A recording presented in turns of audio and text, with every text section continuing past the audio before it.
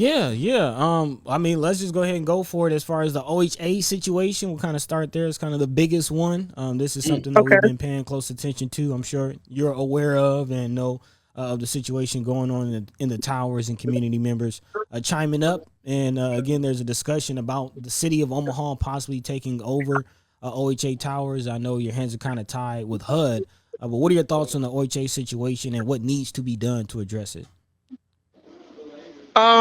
My thoughts is weighing very heavy on the individuals that are impacted by this. The bed bugs, I mean, just imagine yourself being in that situation. That would be very frustrating and daunting. So, of course, I'm concerned about their overall health and how they're living and how they're shaping up and how that resonates into their mental space. Um, but this journey regarding the OHA issue is something that I have been engaged in personally as a city council member for approximately 2 years. In 2023, I reached out to um, the director of OHA. Oh my! My volume is coming in and out. No, you're No, good. You're you're Okay. fine. good.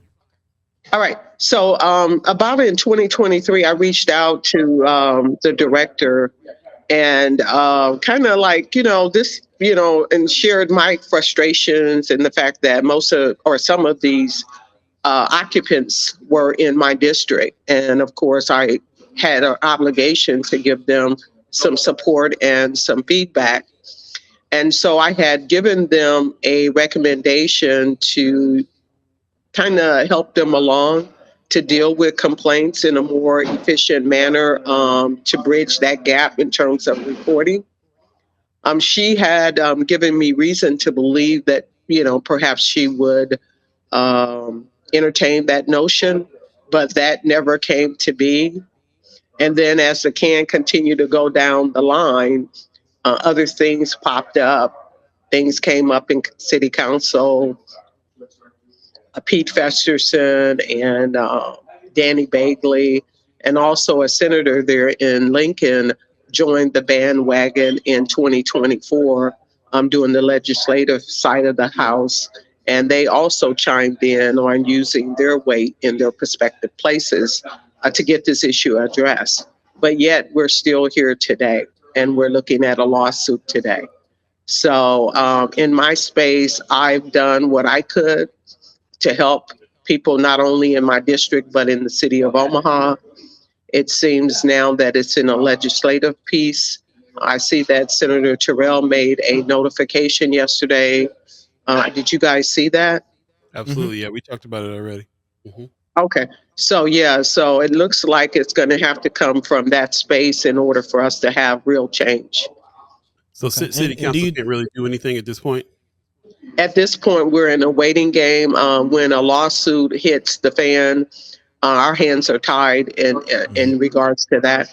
Yes. Yeah, litigation pretty much ties up what you can say, what you can do. It yeah puts a lot of things on hold. But if this does go through beyond the litigation of the legislation, if that does go through, do you think the city of Omaha getting more control and taking it from HUD would have a kind of a positive impact? Yes, it would.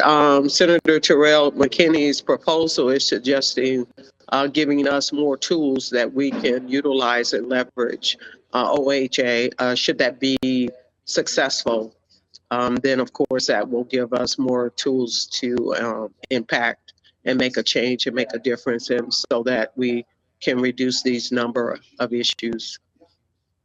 And as far as like budget, manpower, things like that, is the city of Omaha actually prepared to do a better job? Can it do a better job than OHA?